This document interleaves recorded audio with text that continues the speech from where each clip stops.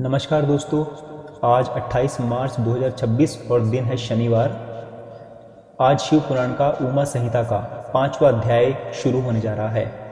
इसमें सभी प्रकार के पापों का वर्णन किया गया है। आज मैं आपको जितने भी तरह के पाप होते हैं वो बतलाने जा रहा हूँ, आप ध्यान से सुनो। दूसरों का धन लेने की इच्छा करना, दूसरे की स्त्री की इच्छा करना, चित्त से बुरा विचार करना, ऐसे ही असंगत भाषण बोलना, असत्य बोलना, अप्रिय बोलना, चुगलखोरी करना, ये कई प्रकार के पाप कहे गए हैं जो मनुष्य को नहीं करने चाहिए, जिनके करने से मनुष्य पाप का भागीदार होता है। हिंसा करना, असत कार्य करना। दोस्तों, यहाँ असत का मतलब है बुरे कर्म करना। पराये धन का हरण करना। जो मनुष्य महादेव की निंदा करते हैं वे बड़े पापी होते हैं और नरक के समुद्र में जाते हैं। जो मनुष्य शिव गाथा के करने वाले तपस्वियों तथा गुरुओं की निंदा करते हैं वे भी पाप के भोगी होते हैं। जो भगवान शिव की पूजा से हर्षित नहीं होते वे भी पाप के भागीदार होते हैं। जो अपने गुरु का सम्मान नहीं करते, भगवान शिव के भक्तों से द्वेष करते हैं, जो अन्याय से दान करते हैं वे भी पाप के भागीदार होते हैं। इसी प्रकार ब्रह्म हत्या करने वाला, गुरु पत्नी से गमन करने वाला, ब्राह्मण के संकल्पित दान को वापस करने वाला, निर्दोषी पर दोष लगाने वाला, अपनी विद्या के अभिमान से उदासीन को और श्रेष्ठ ब्राह्मण को निस्तेज करने वाला, इस प्रकार का जो दोषी है वह ब्रह्म हत्यारा है। जो देवता तथा ब्राह्मण का धन हरण करता है वह भी ब्रह्म हत्या के समान ही है। यदि कोई ब्राह्मण वेद पढ़कर भी शिव के ब्रह्म ज्ञान को त्यागता है तो वह मदिरा पान के समान पाप कहलाता है।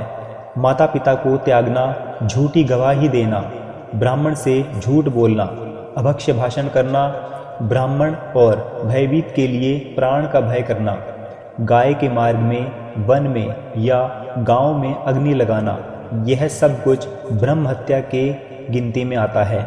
ब्राह्मण का धन चुराना, पराये का धन देना, बड़ा अहंकार करना, बहुत ज़्यादा क्रोध करना, पाखंड करना और अत्यंत विषय वृत्ति करना, ये सभी ब्रह्म हत्या की गिनती में आता है। स्त्री गमन करना तथा भगवान शिव के आश्रम में स्थित वृक्षों और पुष्प वर्गों का नाश करना और आश्रम में रहने वाले मनुष्यों को थोड़ी भी पीड़ा देना, पशु धन धान्य का हरण करना, जल को अपवित्र करना, यज्ञ स्थल, बाग, सरोवरों तथा स्त्री और संतानों को बेचना, स्त्री धन से निर्वाह करना और स्त्री की रक्षा ना करना, स्त्री के साथ छल करना, निंदनीय का धन लेना, कूट व्यापार से जीवन बिताना, वेद ज्ञान आदि को नित्य मूल मात्र में ही पढ़ना, देवता, गुरु, अग्नि और ब्राह्मण की पीछे से निंदा करना। इसी प्रकार जो गाय, ब्राह्मण, कन्याओं के स्वामी, मित्र और तपस्वियों के कार्यों में विघ्न डालते हैं वे भी नरकगामी होते हैं। जो नित्य पराय धन को ठगते रहते हैं, झूठ बोलते रहते हैं, वे भी नरकगामी होते हैं। जो अपनी आजीविका के लिए दान, यज्ञ आदि करते हैं और जो गौशाला, अग्नि, जल और गलियों में विष्ठा करते फिरते हैं वे भी नरकगामी होते हैं। जो कपट से शिक्षा ग्रहण करते हैं अर्थात शिक्षा ग्रहण के बाद दान दक्षिणा या धन को नहीं देते वे भी नरकगामी कहलाते हैं। जो स्वयं तो मिष्ठान खाता है और ब्राह्मणों को नहीं देता वह भी महानिंदनीय अपराध है। जो संन्यास धारण करके भी गृह में निवास करता है, आशा लगाकर आए हुए भूखे, प्यासे और अनाथों, अन्न की इच्छा करने वाले बूढ़े, रोगियों पर दया नहीं करता वे भी नरक में जाता है। बकरे और भैंस का क्रय विक्रय करने वाला भी महापापी होता है। जो घी, तेल, अन्न, मधु, मांस, मदिरा, ईख, दूध, दही, फल, शाक, काष्ठ पात्र, औषधि, भोजन, जूता और शीशा, रांगा, तांबा, शस्त्र तथा शंख आदि को लोभ से चुरा लेता है वह निश्चय ही नरक में जाता है। मनुष्य इन पापों से नरक भोगने के बाद शरीर के कष्ट उठाने के लिए संपूर्ण योनियों को प्राप्त करता है। ऊपर दिए हुए पापी मेरी आज्ञा से बड़े भयंकर यमों के दूतों से पकड़ कर ले जाते हुए अति दुख को प्राप्त करते हैं और यमराज के लोक में जाते हैं। जो मनुष्य स्वयं कर्म करता है तथा दूसरों के द्वारा करवाता है या अनुमोदन करता है, उसको शरीर द्वारा, हृदय द्वारा तथा वचनों द्वारा पापों का फल भोगना ही होता है। तो दोस्तों, मैंने ये आपको सभी प्रकार के पापों के बारे में बतलाया।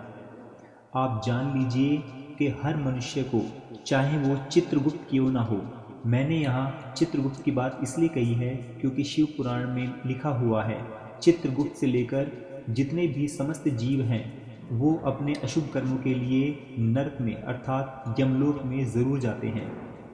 अपना किया हुआ कर्म अवश्य ही भोगने के योग्य होता है। शुभ कर्म करने वाले यमलोक में सौम्य मार्ग से पूर्व द्वार को जाते हैं। जो पाप करने वाले पापी हैं वो घोर दक्षिण मार्ग से यमलोक को जाते हैं तथा 86 सहस्त्र योजन कोसों को लांघ कर अनेक रूप में स्थित हुए वैवस्वतपुर को जाते हैं। तीखे कांटों के मार्ग से जाते हैं। तीखे पत्थरों के मार्ग पर उन्हें चलना पड़ता है। कहीं बहुत कीचड़ होती है, कहीं लोहे की सुई जैसे कुशाओं पर उन्हें चलना पड़ता है। दोस्तों, ये जितने भी पाप हैं और जितनी भी इनकी सजाएं यहाँ लिखी हुई हैं, ये गरुड़ पुराण में भी वर्णित हैं। इसलिए आप जान लीजिए, मनुष्य को उसके शुभ और अशुभ कर्मों का फल अवश्य ही भोगना होगा। इसी कारण संस्कृत में एक श्लोक भी कहा गया है, अवश्य में भोक्तव्यम कृतम कर्मा शुभाशुभम, अर्थात मनुष्य को उसके शुभ और अशुभ कर्मों का फल भोगना ही होगा। दोस्तों, भगवान के विषय में भी एक बात कही गई है, तुम सर्वस्व हो, तुम सर्वज्ञ हो, तुम ही सर्वव्यापी हो, अर्थात तुम सर्वस्व हो, तुम सब कुछ हो, तुम सर्वज्ञ हो, तुम सब कुछ जानते हो, तुम ही सर्वव्यापी हो, तुम कण कण में विद्यमान हो। तो आप ये समझिए, सोचिए कि जब ईश्वर कण कण में विद्यमान है, सब कुछ जानता है और सब कुछ देख रहा है, तो आप कोई पाप कैसे कर सकते हैं। तो दोस्तों, मेरा ये छोटा सा ब्लॉग आपके लिए इतना ही था। इसे समझें, करें, अपने जीवन में उतारें, तभी आपको लाभ होगा। धर्म के मार्ग पर चलिए। आज के लिए इतना ही। जय श्री राम।